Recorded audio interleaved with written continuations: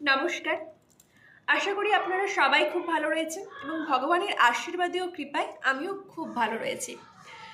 তো নিত্যদিনের মতো আমি তো আজকে পাঠ করে শোনাতেই এসেছি, কিন্তু পাঠ করে শোনানোর আগে আমি আপনাদের সাথে কিছু কথা বলতে চাই।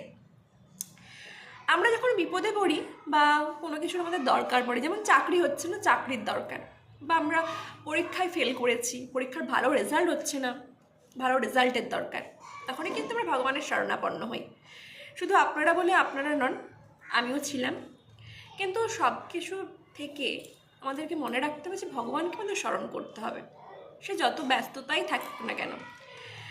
তো আপনারা শ্রীমদ্ ভাগবত গীতা বাড়িতে অবশ্যই পাঠ করবেন।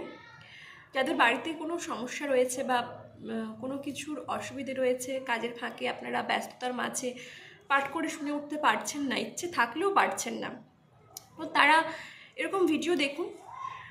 আমার মতো আরও অনেকে জ্ঞানীগুণী মানুষ তারা ভিডিও বানাচ্ছে, আপনারা তাদের ভিডিওগুলি দেখুন, নইলে আমার ভিডিওটিও দেখুন। পুরো প্রথম থেকে শেষ পর্যন্ত শুনুন। ভিডিওটি কোনো স্ক্রিপ্ট করবেন না, ভিডিওটি স্ক্রিপ্ট করলে আপনারা কিছুই বুঝে উঠতে পারবেন না, কারণ শ্লোক, তাৎপর্য, অনুবাদ পুরোটাই ভিন্ন।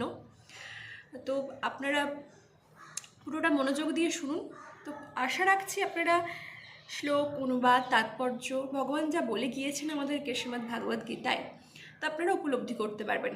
আর যাদের কোনো বুঝতে অসুবিধে হবে তারা অবশ্যই আমাকে কমেন্ট করবেন, আমি যথাসাধ্য চেষ্টা করব আপনাদেরকে উত্তর দেওয়ার।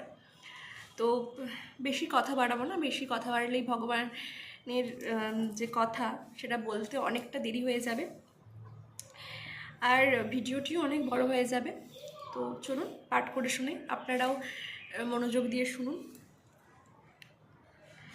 আমি আজকে পাঠ করে শোনাবো স্বয়ং ভগবান শ্রীকৃষ্ণের মুখনিসৃত বাণী, শ্রীমদ্ ভাগবত গীতার 2য় অধ্যায় সাংখ্যযোগের শ্লোক নম্বর 9।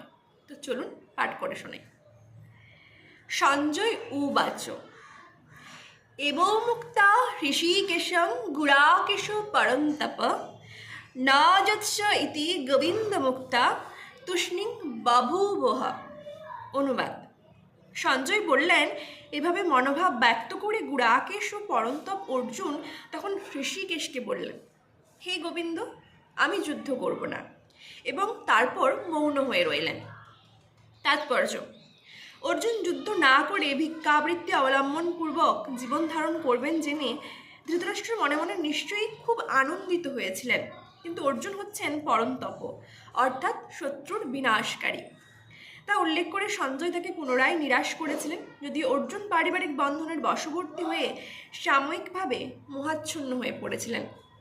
কিন্তু তারপরে তিনি পরম গুরু ভগবান শ্রীকৃষ্ণের চরণে শরণাগত হয়ে তার শিষ্যত্ব বরণ করেছিলেন। এটাই অর্থ ছিল এই যে অর্জুন শীঘ্রই পারিবারিক বন্ধনের মোহ থেকে উদ্ভূত শোক মুক্ত হয়ে যথার্থ আত্মজ্ঞান বা কৃষ্ণ ভাবনামৃত লাভ করবেন এবং তারপর যুদ্ধে আত্মনিয়োগ করবেন। এভাবে ধৃতরাষ্ট্রের আনন্দ হতাশায় পর্যবসিত হবে, কেননা শ্রীকৃষ্ণের দ্বারা উজ্জীবিত হয়ে অর্জুন সর্বতোভাবে যুদ্ধে নিয়োজিত হবেন। আজকের মতো নমস্কার।